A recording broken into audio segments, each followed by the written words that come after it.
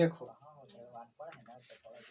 घनाभ और घन, ठीक है। सबसे पहले हम लोग घनाभ देखेंगे, ठीक है, कि घनाभ क्या होता है, ठीक है।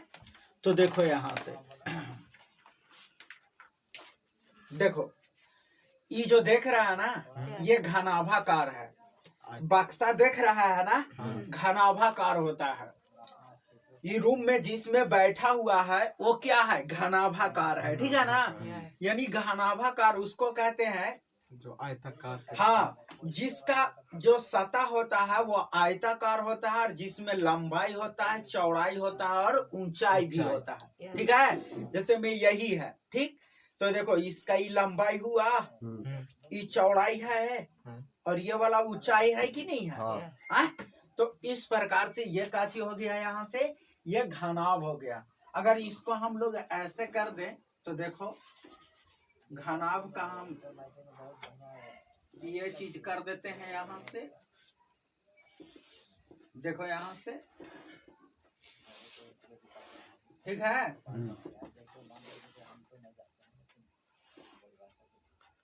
घनाभ हो गया,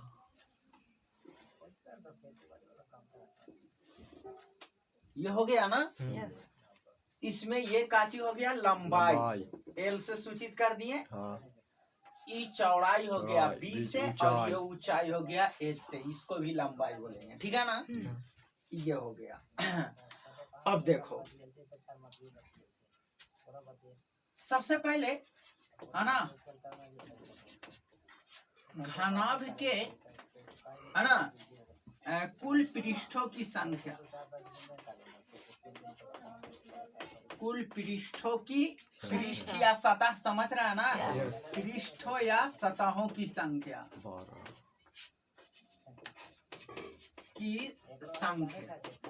ठीक है। देखो काय को सतह होता है ऐसे, देखो इसको सतह बोला जाता है, ये सतह 1 2 3 4 5 और 1 6 को सतह हुआ। याद रखना, ठीक है ना। किनारों की संख्या,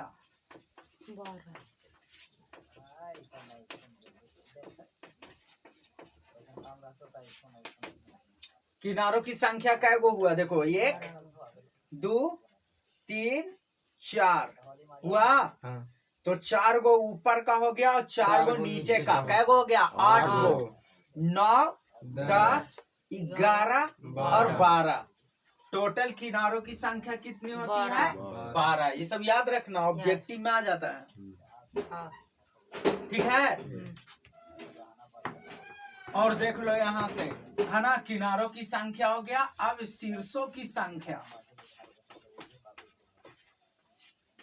शीर्षों की संख्या, तो शीर्षों की संख्या कितना, 8 गो। जैसे देखो 1 2 3 4 गो ऊपर और 4 गो नीचे, क्या गो हो गया, 8। तो किनारों की संख्या कितना हो गया, 8। लिखना भी है, बस समझ में आया ना। तो ये चीज हो गया, तो ये हम लोगों को याद रखना है। अब क्या है कि इसका निकालेंगे कुल पृष्ठीय क्षेत्रफल, घनाभ के कुल पृष्ठीय क्षेत्रफल। हाँ, घनाभ का कुल पृष्ठीय क्षेत्रफल, कुल पृष्ठीय क्षेत्रफल,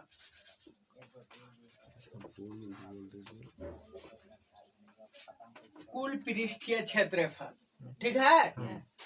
तो सुन लो बाबू, जैसे ई 6 गुना सतह था, तो इसको लंबाई बोला गया, इसको चौड़ाई बोला गया और इसको ऊंचाई बोला गया। तो इस सतह का क्षेत्रफल लिखेंगे तो क्या हो जाएगा, लंबाई गुने चौड़ाई। तो LB कर देते हैं। तो ई लंबाई गुने चौड़ाई हुआ इस सतह का, तो इसका भी तो लंबाई गुने चौड़ाई ना हो जाएगा। तो ये भी हो गया LB, ठीक है।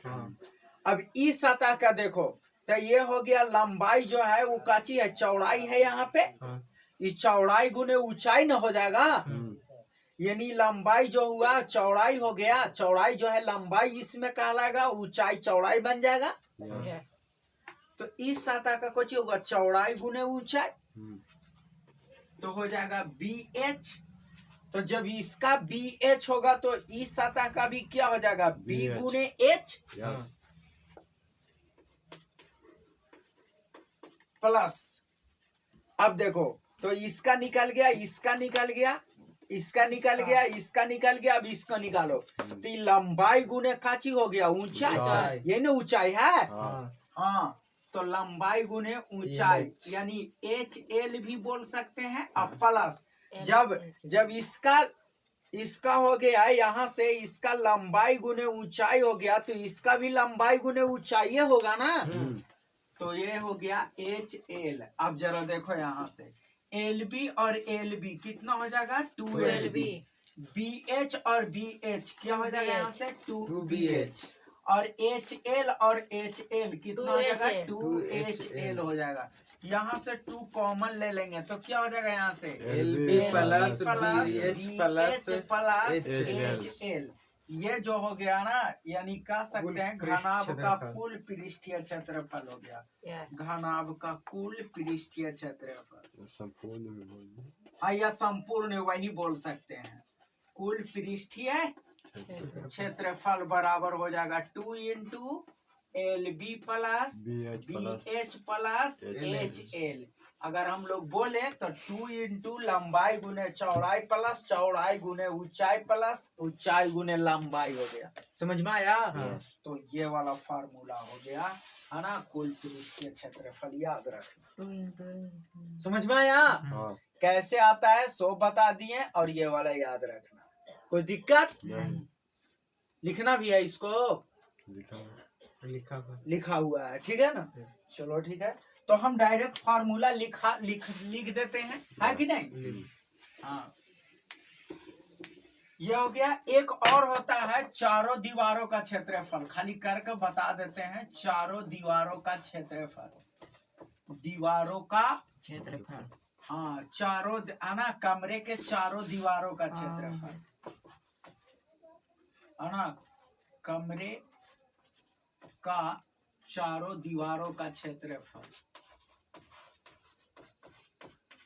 दीवारों का क्षेत्रफल। या इसी चीज को एक और बोला जाता है घनाभ का पार्श्व पृष्ठीय क्षेत्रफल, ठीक है? दोनों यही होता है। अब चारों दीवारों का क्षेत्रफल मतलब देखो एक दीवार ये हो गया, एक दीवार ये हो गया, एक दीवार ये हो गया, एक दीवार ये हो गया, यही ना? तो इस दीवार का क्षेत्रफल क्या हो गया लंबाई गुने ऊंचाई,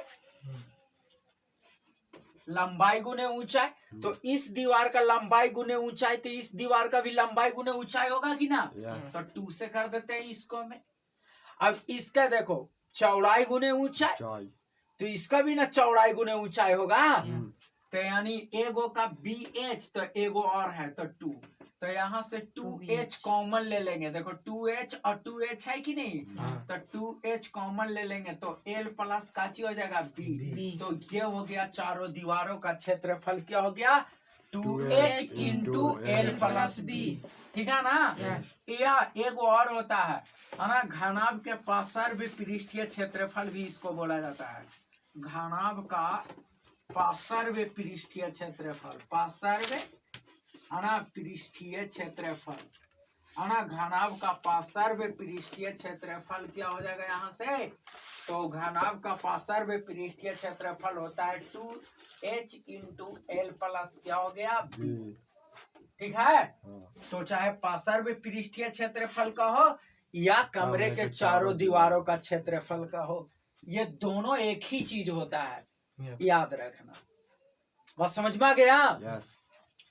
एक चीज और है देख लो, ठीक है ना? हाँ देखो अब हो गया एक घनाभ का आयतन, घनाभ का आयतन। तो घनाभ का आयतन, आयतन माने समझते हो जैसे ये कमरा में, जिस कमरे में हम लोग बैठे हुए हैं या पढ़ रहा है, तो इसमें जितना हवा की जितना हवा इसमें रखा जा सकता है, ठीक है ना, है?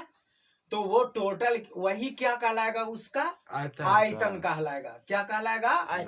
आयतन कहलाएगा, ठीक है ना। एच हो गया। चलो देखो, तो घनाभ का आयतन होता है लंबाई गुने चौड़ाई गुने ऊंचाई, लोग LBH भी बोलते हैं, ठीक है। कुछ हाँ, तो ये घनाभ का आयतन बराबर LBH हो गया, ठीक है ना। हाँ, तो इस प्रकार से था। हाँ, एक चीज और रहता है, विकर्ण भी देख लो। इसका विकर्ण क्या होता है? तो इसका विकर्ण हो जाएगा रूट अंडर, है ना, लंबाई स्क्वायर प्लस चौड़ाई स्क्वायर प्लस ऊंचाई स्क्वायर, ठीक है ना। तो ये इसका विकर्ण माने यानी उस कोने से लेकर के, कमरा के उस कोने से लेकर के इस कोने तक जो रॉड है उसको दिया जाएगा, है ना, ये लंबाई है, वही क्या कहलाएगा, उसका विकर्ण कहलाएगा। इतनी बात समझ में आया? चलो ठीक है।